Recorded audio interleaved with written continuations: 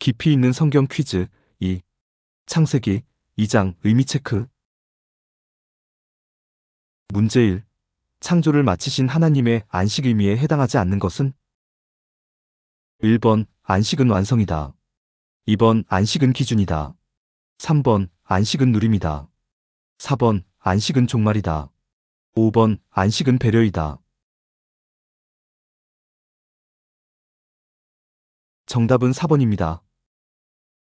창세기 2장 1절로 2절 천지와 만물이 다 이루어지니라.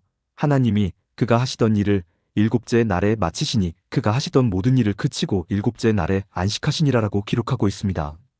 하나님께서 안식하셨다는 것은 천지 만물의 창조가 완성되었다는 의미이고, 창조주인 하나님께서 모든 피조물의 기준이라는 의미이고, 하나님께서 만들어주신 세상에서 사람은 하나님의 모든 것을 누린다는 의미이고, 하나님의 안식에 사람도 참여한다는 배려의 의미입니다. 문제 2. 하나님은 왜 선악을 알게 하는 나무를 두셨을까요? 1번 하나님이 기준이심을 사람에게 알려주시기 위해서. 2번 하나님께서 사람의 순종 여부를 확인하기 위해서. 3번 하나님께서 사람을 순조롭게 통제하기 위해서. 정답은 1번입니다. 하나님은 사람을 인격자로 지어주셨고 권세자로 지어주셨습니다. 이제 사람은 온전한 인격과 온전한 권세를 가지고 하나님이 주신 에덴 동산에서 세상 생물을 보호하고 관리하고 교육하며 살아가야 합니다. 그렇게 살아갈 때 늘 하나님이 기준이심을 기억하도록 선악을 알게 하는 나무를 동산 가운데에 두셨습니다. 선악을 알게 하는 나무는 사람의 온전한 삶, 형통한 삶, 행복한 삶을 위한 하나님의 선물, 하나님의 은혜, 하나님의 배려입니다. 문제 3. 선악을 안다는 말은 어떤 의미인가요? 1번 무엇이 선이고 무엇이 악인지 구별할 수 있다는 의미이다. 2번 하나님이 선이라는 의미이고 하나님이 선악의 기준이라는 의미이다. 정답은 2번입니다. 선악을 안다는 말을 무엇이 선이고 무엇이 악인지 구별할 수 있다는 의미로 오해하기가 쉽습니다. 그러나 하나님이 창조하신 세상에 선과 악이 따로 존재할 수가 없습니다. 오직 선만이 존재합니다. 그럼 선은 무엇입니까? 선은 하나님의 형상과 모양, 즉 하나님의 심정과 마음, 하나님의 가치와 원리, 하나님의 성품과 속성입니다. 즉 하나님 자체가 선이라는 의미이고 하나님 자체가 선악을 구분하는 기준이라는 의미입니다. 하나님께 합당하면 선이고 하나님께 합당하지 않으면 악입니다. 사람은 동산 가운데에 있는 선악을 알게 하는 나무를 바라보면서 늘 하나님이 기준이심을 기억하고 하나님을 기준 삼아 살면 되는 것입니다. 그렇게 하면 선하게 사는 것이고, 그렇게 하면 온전한 삶, 형통한 삶, 행복한 삶을 사는 것입니다. 하나님의 창조 정신에 부합하는 삶을 사는 것입니다. 문제 4. 선악을 알게 하는 나무의 열매는 먹지 말라고 하신 이유는? 1번 열매를 먹으면 배불러 게을러지기 때문이다. 2번 열매에 독이 들어있어 죽을 수 있기 때문이다. 3번 먹을지 먹지 않을지 선택의 자유를 주셨다는 의미이다. 정답은 3번입니다. 하나님은 창조주이시기 때문에 애당초 선악을 알게 하는 나무를 먹지 않도록 사람을 지으실 수 있었습니다.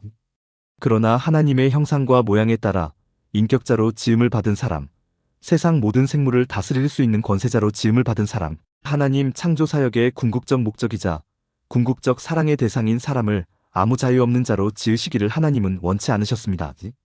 사람을 로봇 같은 존재로 지으시기를 하나님은 원치 않으셨습니다. 그래서 사람이 주체적으로 생각하고 판단하고 결정하고 선택할 수 있는 자유를 사람에게 주셨습니다. 그 증거가 선악을 알게 하는 나무이고 그 나무의 열매를 먹지 말라고 말씀하시는 장면입니다. 문제 5. 창세기 2장 17절 선악을 알게 하는 나무의 열매를 먹는 날에는 반드시 죽으리라라고 하나님께서 말씀하셨습니다. 이 말씀에서 죽으리라의 의미는? 1번 하나님의 징계로 말미암아 육신이 죽는다는 의미이다. 2번 열매를 먹으면 죽이겠다고 협박하는 의미이다.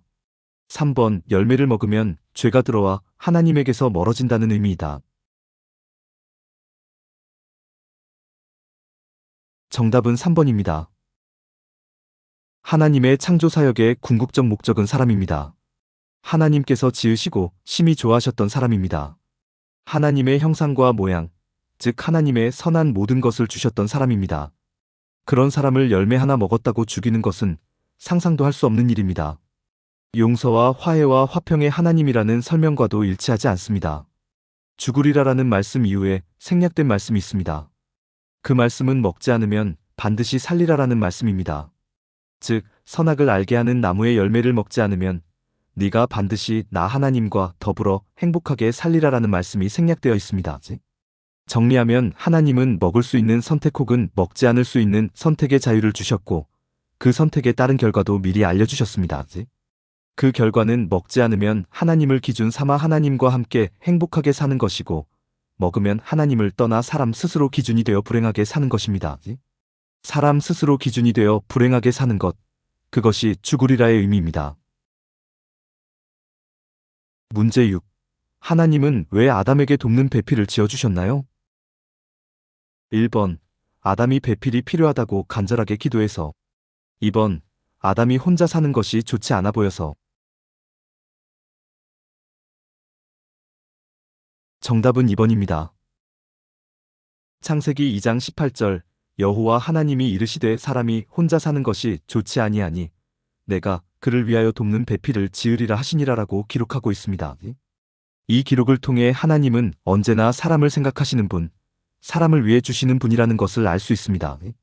사람이 알지 못해도 사람이 알지 못해서 원하지 않아도 하나님은 사람의 필요를 먼저 아시고 먼저 채워주시는 사랑과 은혜와 능력의 하나님이라는 것을 알 수 있습니다. 아담은 혼자 사는 것이 좋은지 나쁜지 알지도 못합니다. 아담은 배필이 있어야 하는지 없어도 되는지 그 필요성을 알지도 못합니다. 아담이 돕는 배필을 만들어 달라고 기도해서 하나님께서 응답하신 것이 아닙니다. 하나님께서 사람의 상황을 먼저 아시고 그 상황을 먼저 개선해 주십니다. 그것이 하나님께서 사람을 위해 일하시는 방식입니다. 언제나 하나님이 먼저 생각하시고 하나님이 먼저 일하십니다. 문제 7. 하나님은 아담에게 돕는 배필을 지어주셨는데 그 의미는 무엇인가요? 1번. 여자가 남자를 돕는다는 의미이다. 2번. 남자가 여자를 돕는다는 의미이다. 3번. 남자는 여자를, 여자는 남자를 서로서로 돕는다는 의미이다. 정답은 3번입니다. 돕는 배필도 하나님의 형상과 모양에 따라 지음을 받았습니다. 인격자로 권세자로 자유자로 지음을 받았습니다. 그래서 사람과 사람은 서로를 인정하고 서로를 존중하며 살아야 합니다. 하나님께서 사람을 대하시듯 사람이 사람을 대해야 합니다. 그 내용이 돕는 배필이라는 표현 속에 압축되어 있습니다. 돕는 배필이라고 하니까 여자가 남자를 일방적으로 돕는 것이라고 오해하시면 안 됩니다. 돕는 배필이라는 표현 속에는 서로 인정하고 서로 사랑하고 서로 도와주어야 하는 배필이라는 의미가 포함되어 있습니다. 문제 8. 하나님은 왜 아담에게 각 생물의 이름을 짓게 하셨나요? 1번. 하나님께서 일일이 지어주자니 귀찮아서. 2번. 아담의 장명 실력을 시험해보기 위해서. 3번. 사람에게 각 생물을 보호하고 양육하는 권세를 주셨다는 것의 증거로서. 정답은 3번입니다. 창세기 2장 19절을 보면 하나님께서 아담에게 모든 생물의 이름을 짓게 하는 장면이 기록되어 있습니다. 이 장면은 하나님께서 사람에게 모든 생물을 정복하고 다스릴 수 있는 권세를 주셨다는 것을 보여주는 장면입니다. 물론 여기서 정복과 다스림은 관리와 보호와 양육과 교육의 의미입니다.